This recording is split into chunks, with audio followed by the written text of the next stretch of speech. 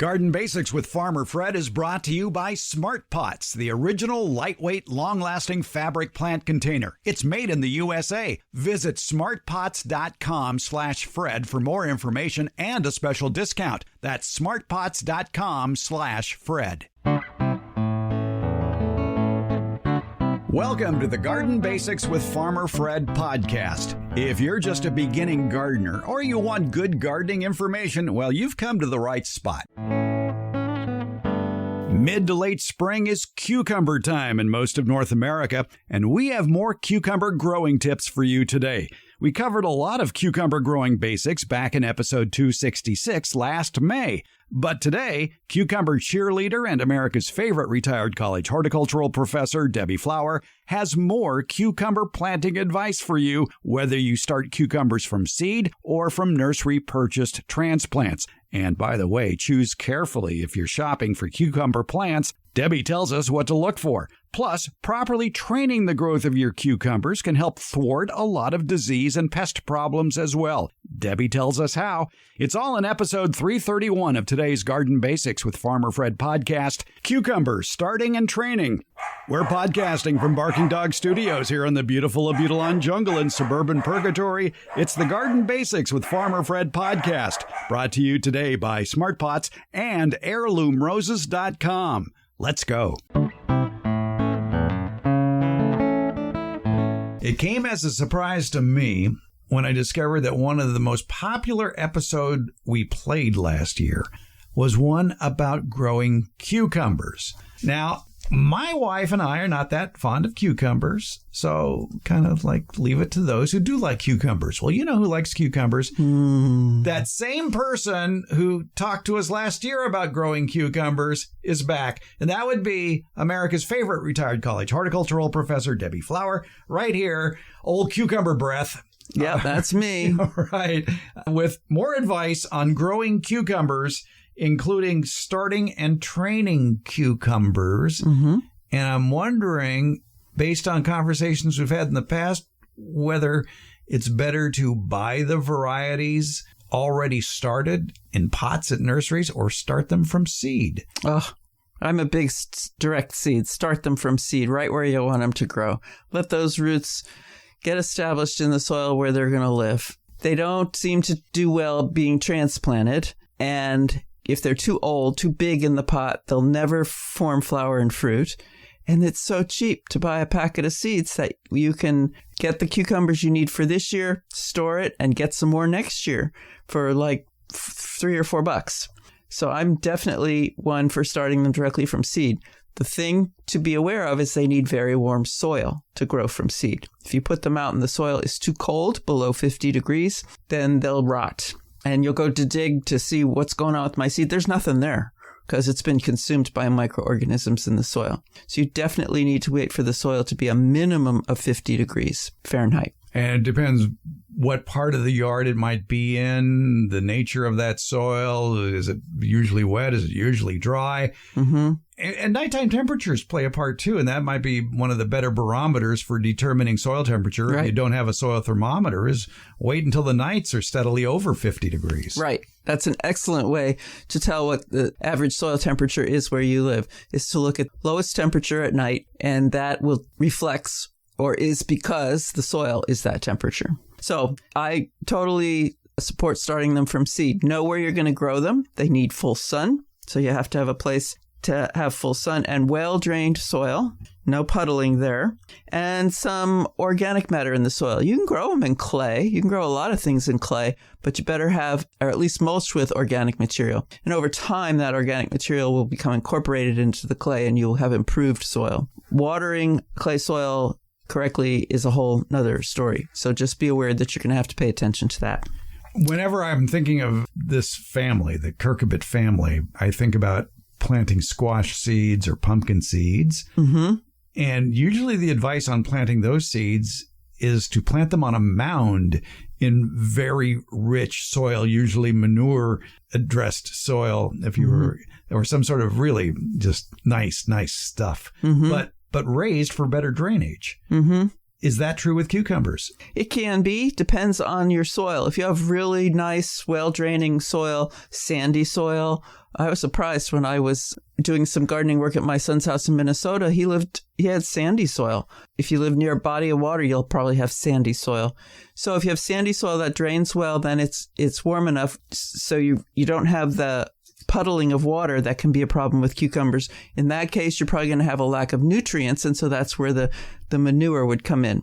Composted chicken manure is an excellent thing to add to soil to add some nutrition that is needed by these kinds of plants. They're pretty fast growers, so you need to keep that nutrition going. So not just amend the soil once and let them grow, but come back and add things like mulch that's made of some high nutrient stuff like freshly made hot compost or more chicken manure, and fertilizing with preferably low analysis organic fertilizers like fish emulsion. Low analysis means that the 3 numbers on the front of the container, which tell you the amount of nitrogen, phosphorus, and potassium, are very low. Definitely not double digit, but single digit. If you have some of that fertilizer that has a high analysis, 16, 16, 16, or 10, 10, 10, you can dilute it more than, meaning put on less than the label says, so that you're not shocking the plant into growing too fast. Plants like that, in that family that grow really fast, will become infested with sucking insects like aphids because they put on so much vegetation very quickly. When a leaf first comes out of the bud, it isn't protected with the waxy coating that it will ultimately get. And so if the plant is constantly putting on new leaves, the waxy coating takes more time to come along. That's the protection from those insects. And so all of a sudden, you're going to have a tremendous population of sucking insects. Yes, fertilize, but not too much all at once. Do you trellis your cucumbers? I do. I want to keep them off the ground. They can rot pretty easily if they're touching the ground. I don't mulch with plastic. If you're into mulching with plastic, then that will help somewhat. However, if there's water on top of the plastic, it's not going to solve that problem. You're going to have puddles that the fruit is potentially sitting in. Also, I think it's easier to harvest and it's easier to see them. So the cattle panel curved into a circle makes a great trellis for many things, cucumbers included, because it's got a 4-inch by 4-inch openings in it. You can get your hand in there and reach the fruit. When you harvest a cucumber, you want to cut the fruit off of the vine, not twist it off. Twisting can wreck the plant. All right. That's important to remember, is to clip them off. Right. And there are bush cucumbers. Mm-hmm. If you only have a small amount of space or are doing container gardening, let's say in wine barrels, then you would want a smaller plant so it doesn't become root bound in that container. And bush cucumbers, you don't need to trellis. You can put a trellis around them. I have cats in my neighborhood, and I tend to put some sort of structure around a lot of plants so that the cats don't make them their own, let's say. Yes. So you have to give the plants space. They get to be quite large. Feet, look at the seed packet. It's going to tell you what kind of spacing. 3 feet by 4 feet, I think, is a good spacing for cucumbers. Seed packets often say plant one every 2 inches in rows that are 3 feet apart, and then come back and pull out a whole bunch of other ones. That seems cruel. I agree. I don't like that method. Let's talk about that, because that's a good point. Pulling out as opposed to clipping. Oh, yeah. You shouldn't pull out. Yeah, if you're pulling it out, you're disturbing roots of the other plants. Right. The roots are going to grow among each other. So if you do have to thin, you want to do it with a scissor. Cut off the ones you don't want. If I have fresh seed in a new packet, by law, it has to have about a 90% germination, or it has to say on the packet what the germination is. So I expect all those seeds to germinate. If I want to do the circle, as you mentioned, on a high spot, that's fine. I don't do that. I line my cucumbers up and put the trellis behind them. Okay. Or I do them separately and trellis each individual plants. Well, you could do both. You could do both, right? You have some freedom in how you want to do that. But they need space. If you're doing it on a circle, that circle needs to be probably 3 feet across. It doesn't have to be real high, maybe 6 inches at the most, but it has to be wide so that the plants can spread out. We were talking a few months ago with Diane Blazek of the National Garden Bureau, and they had just awarded their Green Thumb Award plants for 2024. And one was a cucumber house plant. Oh, my. Called Quick Snack Cucumber. It gets 15 to 20 inches wide and 20 to 24 inches tall, and you could grow it indoors. Have to be a real sunny window, I would think. But basically, they're pushing it as not only something you can eat, but something you could use as a house plant. That's pretty amazing. Yes. And so something that comes to mind when you're talking about growing inside is how does the fruit get pollinated? And what I'm seeing in this description is it's something called a parthenocarpic variety. Parthenocarpic is a plant that sets fruit without having a pollinator visit it. Think of navel oranges. We live in orange country here in California, and navel oranges have no seeds in them, and that's because they're not visited by pollinators. The plant basically has a false pregnancy. It produces a baby without having mated with anybody. And so there are plants that will do that, and this parthenocarpic quick snack cucumber is one of those. For those of us who grow regular cucumbers in the garden, we do need to think about pollination. The cucumber will have male flowers first. They're big yellow sort of trumpet-shaped flowers, and the pollen is ripe in the morning, but it'll take a while, a week or two, before it starts, or longer, depending on the culture of the plant, before it starts producing female flowers. So when it starts to flower, go out and look at that flower. It'll be a yellow flower with like a finger sticking up in the middle, and it's on that finger that the pollen forms. Now you know what a male flower looks like. Keep checking. You'll get a female flower eventually. It'll be the same yellow trumpet flower, but when you look inside, it's more like I think of it as a brain. Not sexist at all. Go ahead.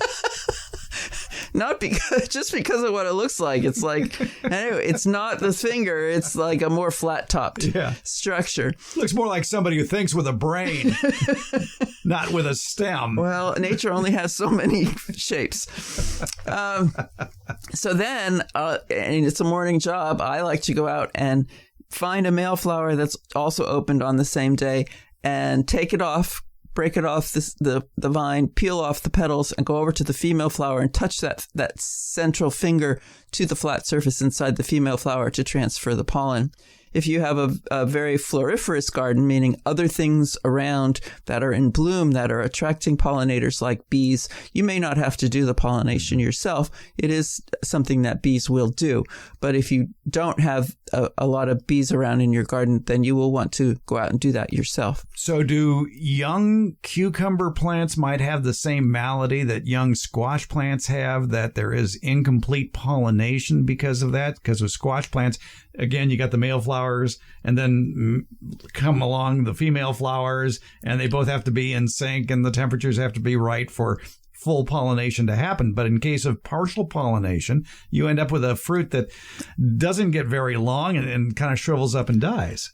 I don't think I've ever seen that due to lack of pollination. I imagine it could occur. Yeah. But I know I have seen it due to irregular watering. It gets what is called blossom end rot in tomatoes, where it doesn't fully form. And watering is very critical with cucumbers. They have fairly shallow roots. They need very even watering, but need to be in well-drained media. And so you want to mulch their root zone, and it's going to be wide. It's going to be wider than the plant. Don't get the mulch up against the stem, but have it spread out wide on all sides so that the soil does not dry out quickly. All right. So you're talking cucumbers specifically, yes, as opposed to the problem squash might have, even though they were in the same family. Yes. Okay. I have not seen it. I imagine it does occur, but I have never seen it on a cucumber. It must be the variety you're growing. I've grown different ones, but it could be. Straight 8 and Chelsea Prize are two that I've grown quite frequently, but I've grown others as well, and I've never had the problem. And you don't grow them, so I can't ask you. True, although I'd be curious to try to grow a quick pick in the house. I would too. You don't get big cucumbers on this plant too, by the way. It's the fruit, it says here, get about 1.5 to 2.5 inches long. So it's so they're pickling. They're gourmet cucumbers. Well, they do sell them. You've seen them in the grocery store, those packets of cocktail size. Yeah. or pickling size. Yeah. If you want to pickle, you want to pick the fruit when it's pretty small.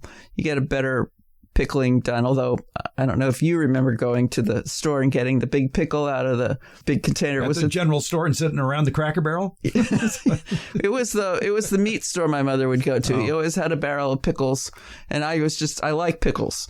So they were dill, and we'd get one. It was huge, but enjoyed eating that. So you can pickle any size you want, but it's traditional for pickling cucumbers to be picked when they're between 2 and 6 inches long, whereas slicing are usually bigger than that, 7 to 10 inches long. If you're having bitter cucumbers, which can be a problem, the causes of that tend to be irregular watering or temperatures that get very cold. So keep track of that. And you want to cut the fruit off the vine rather than twisting it, and then use them immediately or refrigerate without washing. Once you introduce water, then you're going to rot the cucumber.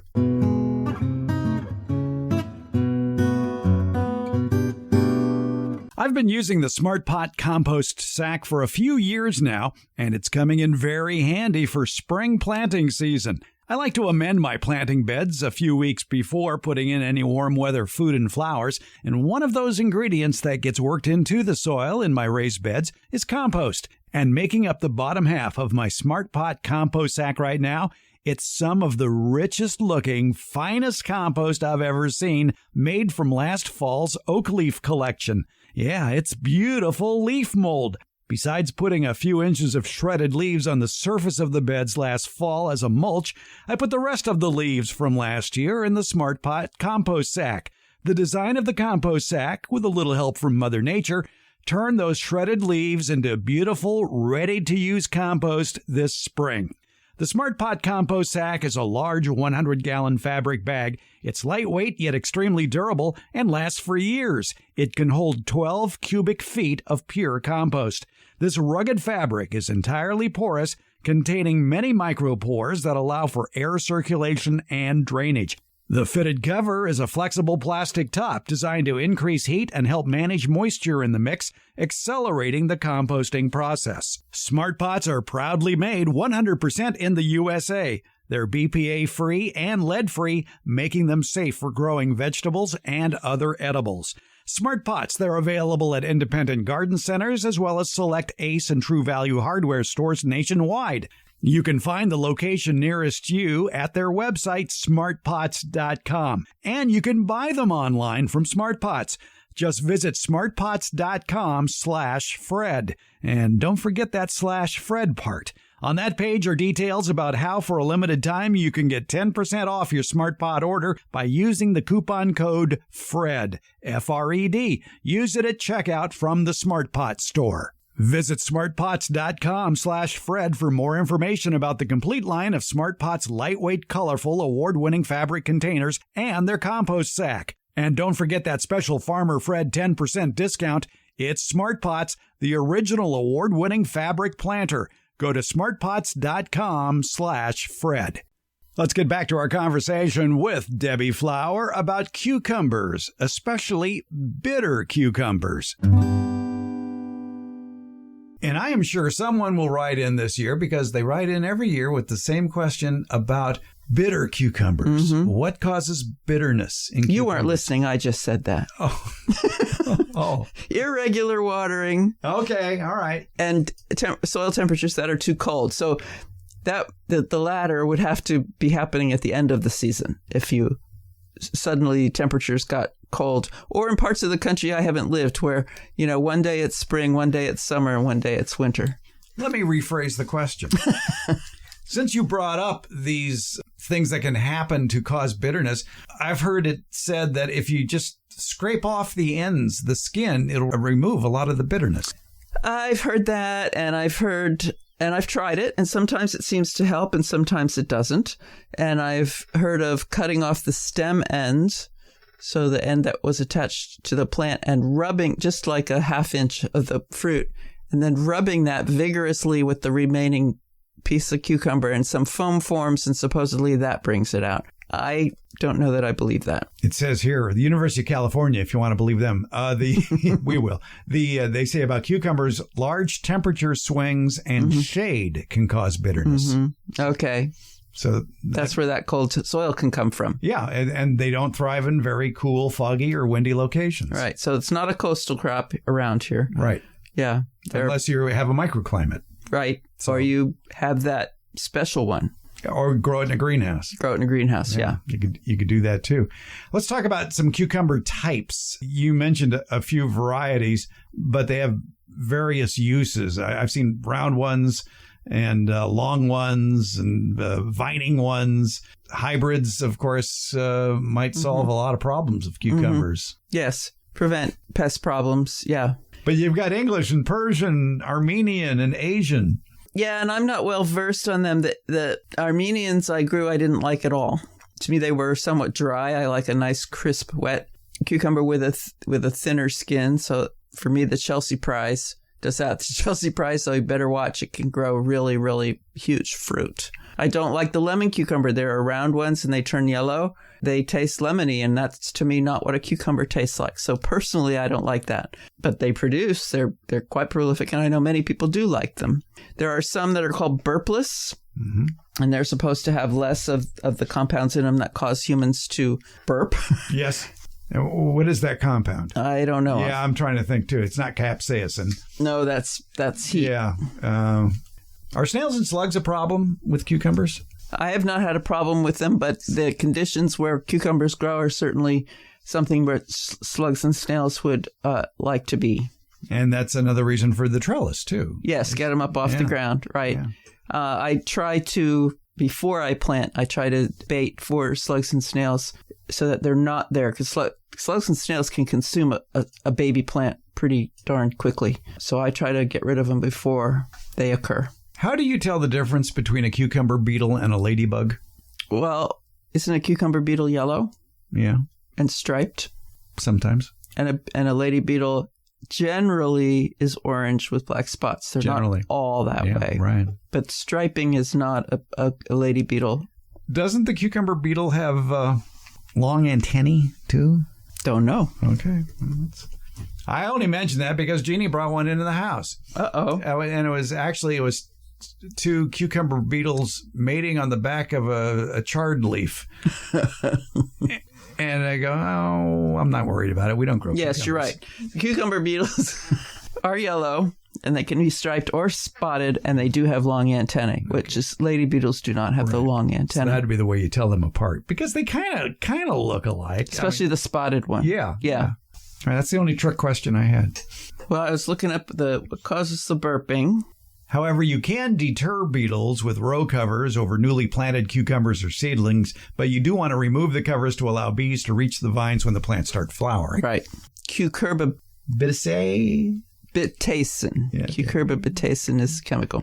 Yes, when I was having a procedure in the doctor's office without sedation, I was talking to the nurse, and she asked me about squash beetles. Now, I didn't have my horticulture hat on. I was doing something else. You were in pain. And I failed to say use floating row covers. Yes, you have to take them off once they start flowering, or especially every morning, because that's when the pollen is transferred. It's a morning job. But the beetles, then you can cover them back up for the afternoon if you're into that, doing that amount of work. But the beetles can be prevented from getting to the plant if you completely cover the plant with floating row cover. This reminds me of the time I had heart surgery. Oh, yeah. Quadruple bypass heart surgery back in 2012. Without anesthesia, talking to the nurse? Well, it was worse than that. It was like hours before the surgery. I think it was actually the afternoon before. When you're nice and calm. Nothing's happening here. Yeah, right. And then they want to shave your entire body with a dry razor. Oh. I go, okay, well, all right, I'm here. Go. I have no choice. Yeah. Well, all of a sudden, there's a crowd of nurses and doctors around me, and they're asking garden questions. Yes. Well, this is going on. And I'm explaining how to build a raised bed. and they probably think they're distracting you from what's happening. So I wouldn't worry about the dry razor. Yeah, that's like, come on. But yeah. So keep the weeds free down around these cucumbers because they don't like competition. You don't want the moisture to be taken away from the roots by the weeds. You don't want insects, bad guy insects to be trapped in the weeds either. So keep it weed free. A nice little mulch helps with that, and really enjoy. And do the more you pick, will you get more? The general answer is yes. The plant's goal in life is to make seed. And if you mature seed, we eat them before those seeds are mature. If you wanted to save seed from your cucumber to grow some for the next year, you would have to leave it on the plant beyond the point where you would eat it. It would become dry and chewy. And then you would have seed in there that's viable, meaning it has life. Every time you take off a cucumber for eating, when it's much smaller, before those seeds are fully ripe, then the plant hasn't satisfied its mission in life, which is to make babies that will follow in its footsteps and grow. So it has to make another fruit. Beans are like that. Peas are like that. A lot of things we grow are like that.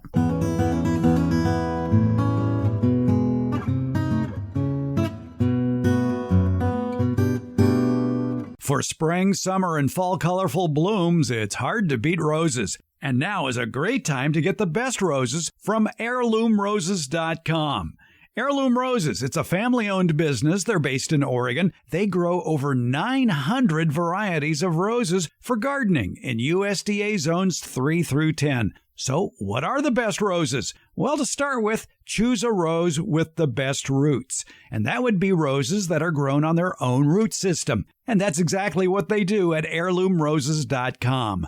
Own root roses will outlive and outshine grafted roses from the big box stores, resulting in stronger disease resistance, a longer lifespan, and stunning blooms that are always true to the variety. At heirloomroses.com, they carry over 900 rose varieties, so you're sure to find a rose you'll fall in love with. And as a special offer for our listeners, Heirloom Roses is offering 20% off all roses with the checkout code FRED20. Use that code at checkout now through October 31st, 2024. It's time to experience growing roses the way nature intended, on their own roots. Visit them at heirloomroses.com to find your next rose today. And be sure to take advantage of that 20% off at checkout with code FRED20. That's FRED20. Find that direct link for that discount in today's show notes. It's heirloomroses.com. We're talking cucumbers with America's favorite retired college horticultural professor, Debbie Flower, and we're talking about cucumbers and cucumber diseases. I guess cucumbers are susceptible to verticillium wilt, so I would imagine in the world of hybrid Cubans, in the world of hybrid cucumbers, there are verticillium wilt-resistant varieties. Right. So those would generally be the hybrids, and when you're looking at the seeds, you look for the big V. Yeah. Big V, right, after it. All right. Whenever possible, do not plant cucumbers in Bermuda grass. Thank you. Somebody felt they needed to tell you that. Yeah, they did. Whenever possible, select a location that is not heavily infested with weeds, especially weeds such as field bindweed, nutsedge, and Bermuda grass. Yeah, and the reason for that is Bermuda grasses in general, very densely rooted, and Bermuda grass in particular has underground stems, above ground stems. It will root anywhere it touches the ground, and so it's just totally taking up space in the soil that the cucumber needs to get its water and nutrients from. Now, for those who, for whatever reason, decide to buy the plant at the nursery, and as you've advised, you want to pick it before it has 4 true leaves on it. 4 would be the max I would go for. Okay, so maybe even 2 true leaves on it, and you take it home. How deep can you bury that stem? I wouldn't bury it any further than it was in the pot. I might plant so the container media is maybe 1/4 of an inch above the field soil, and then I would mulch up to the container media, not over it. University of California is on line 1 for you. What do they say? You can bury it? Yeah, they're saying mark where you want each plant and make the hole deep enough to bury the stem as far as the first leaf. Oh, really? Place the plant deep into the hole. Press the soil firmly around the plant and water thoroughly to remove any air pockets. If transplanting in the summer, shade the plants in the middle of the day for the first week or use a floating row cover. Okay. See, I don't buy my cucumbers already germinated, so it was an issue I never faced. So that's good to know. That makes it actually easier to transplant those plants. If you can bury the stem, then they're very sturdy. And I love the comment about shade. I would do that for any plant I plant in a very sunny part of the year. In Nevada, I learned that in Nevada. I lived near Reno, Nevada, and went to University of Nevada, Reno for, I don't know, a year and a half, I think. I accumulated 19 graduate credits, and then they got rid of the program. So I finished at UC Davis. But I spoke to a woman who was known as a very knowledgeable local horticulturist. She liked all kinds of plants. And one thing she said is, when you first plant, give them shade. You have to understand, Nevada is the most droughty state in the nation. They get the least amount of rain of all the states in the U.S. So 6 inches is a good year in Nevada. And the soil is crap. We're in the Great Basin. Can you spell caliche? And it's often very salty. So there's a lot of challenges. But when you plant the plants, she said, give them shade. And that's when I started making little hats and such out of newspaper, or just using a clothespin and making a structure, folding newspaper into a structure that I could just lay over the plant. Newspaper doesn't last very long when it's outdoors. It gets brittle, and of course it decomposes. So if it gets away from me, it's okay. But the first couple of weeks, do that, and it gives the plant a chance to get the roots in growing healthfully into the soil before it's faced with strong sun and lots of wind and losing lots of moisture out of the top of the plant. I guess if you don't know which cucumber variety to choose, you could buy packets of seeds of various varieties based on the picture of the packet. Let's face it, we've all done that. But you may want to choose ones that are similar in growth habits. So you'd choose maybe 5 different packets. This is for the cucumber heads out there. Yeah, that's a lot of cucumbers. That's a lot of cucumbers. but maybe all bush varieties or all vining, if you've got a trellis already set up, something like that, just so you don't have a mix in the same location of bush varieties and the trailing varieties. Or you put the trellis in the back on the north side, which would be the shadiest side of the garden, and put the bushes in front. Oh, okay. But you got to space them. Make sure you got to have a way to walk between the bush plants and the trellised plants so you can get to them, tend them, fix the irrigation if it breaks down, whatever that is. And then space for the bush varieties to spread out. I would give them 4 foot each all the way around. And then another aisle. So you'd plant them 4 feet apart? I would. Okay. All right. That's good. I mean, some would say 24 inches, but I like more space. I like more space too. Cucumbers get powdery mildew very commonly. And powdery mildew is a fungus, and it's on the leaves, and it can cover the leaves and cause, reduced photosynthesis, reduced food production by the plant. And it happens when things are too crowded, when you trap moisture. And that happens when you plant too close together. So there are English cucumbers.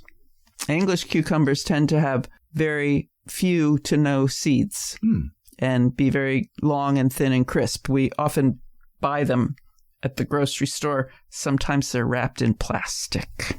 White cucumbers, I think, no, it was a yellow one we grew at school, and I tasted it, and I like green cucumbers. It didn't have enough tang for me, so the flavor is going to be different.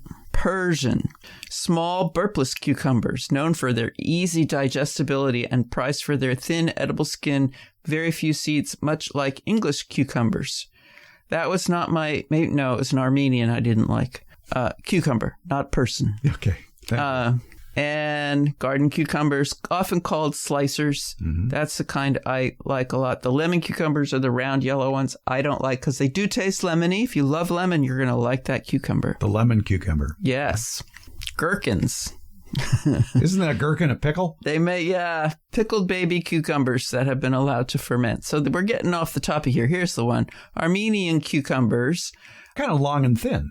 Are yard-long snake cucumbers or snake melon, right? They look and taste like cucumbers, but they're not. They're muskmelons. And that's probably why I didn't like it. I didn't expect the texture. It was more like a not quite ripe melon. Yeah.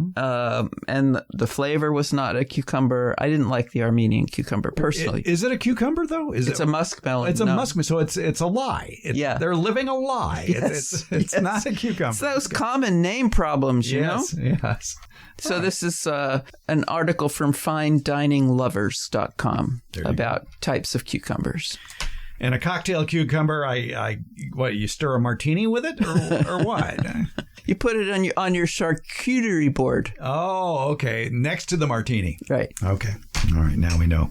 We covered a lot about cucumbers. We did. All right. Thank you for your help on this. You're welcome. I enjoyed it, Fred. Stay purpleless. Okay, here's your garden to-do list for the day. Spend some quiet time in the yard. Walk, converse, smell, and touch all your plants. Enjoy the texture, the aromas, the color combinations, the structure. Admire the naturally amazing artwork of plant leaves. Check both sides of those leaves for eggs or insects. And if you're checking for eggs or bugs on your plant, make sure that they're the bad guys and not the good guys before you shoo them away. Take a seat out there. Watch and listen to the visitors to your yard, from insects to birds to four-footed creatures, some of whom may be of dubious benefit. And if you would please, help spread the word to your gardening friends and family about the Garden Basics with Farmer Fred podcast. Leave a thumbs up or a comment on the show at Apple Podcasts or wherever you get your podcasts. And you can do that at our homepage as well, gardenbasics.net. And if you subscribe to our newsletter, leave a comment, share, and a thumbs up as well at the newsletter Beyond the Garden Basics. It's on Substack. By the way, that's where you can find the pictures of what the most beneficial insects look like, including their eggs, and that will be in the April 26th and the May 3rd, 2024 editions of the newsletter Beyond the Garden Basics. You can find a link to all of these in today's show notes. And as always, thanks for listening. Garden Basics with Farmer Fred comes out every Tuesday and Friday. It's brought to you by SmartPots. It's Garden Basics, available wherever podcasts are handed out. For more information about the podcast and transcripts of the podcast, visit our website, gardenbasics.net. And that's where you'll also find out about the free Garden Basics newsletter, Beyond the Garden Basics. And thank you so much for listening.